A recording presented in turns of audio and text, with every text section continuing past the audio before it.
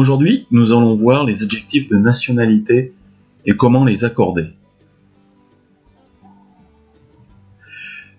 Le point de départ pour cette leçon, c'est de connaître le sens du mot invariable. Invariable veut tout simplement dire qu'il n'y a pas de pluriel, donc on ne met pas de S à la fin du mot. En anglais, les adjectifs de nationalité se terminent de 3 façons possibles.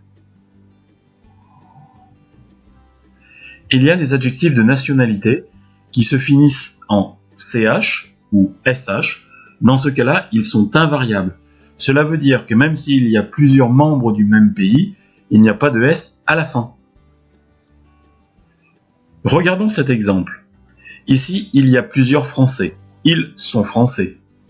They are French.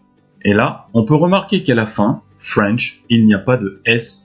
French, c'est un adjectif qui se termine par CH. Il est invariable, donc on ne met pas de S.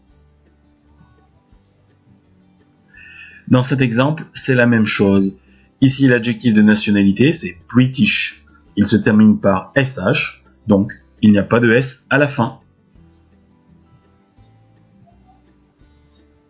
D'autres adjectifs de nationalité sont eux aussi invariables. C'est notamment le cas des adjectifs de nationalité qui se terminent par ESE.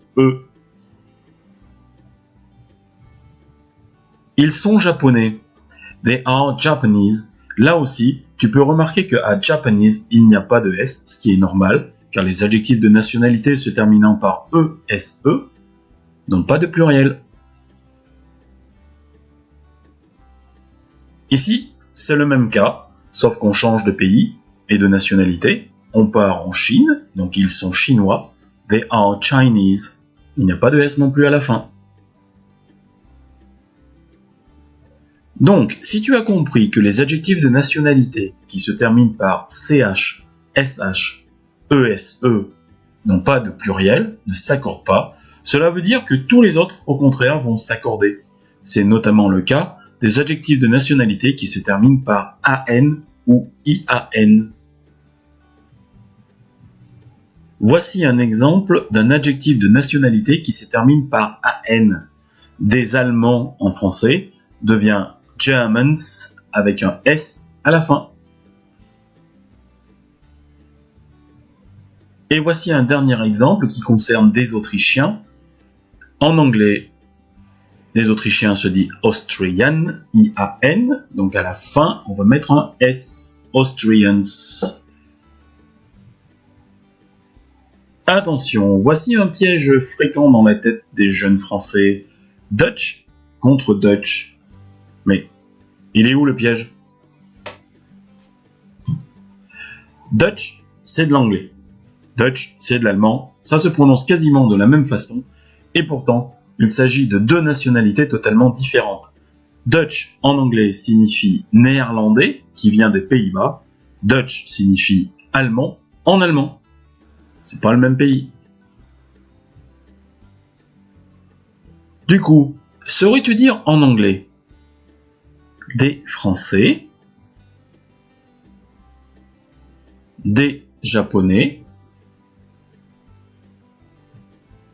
des Autrichiens?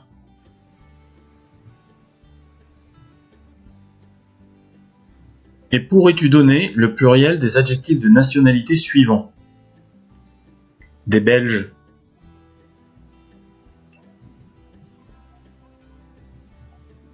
des Chinois, des Australiens. Allez, un indice. Des Australiens, c'est quasiment comme des Autrichiens. Des Belges, c'est en AN. Une dernière question pour la route. Saurais-tu dire en anglais des Néerlandais? Bah oui, c'est des Dutch. D-U-T-C-H.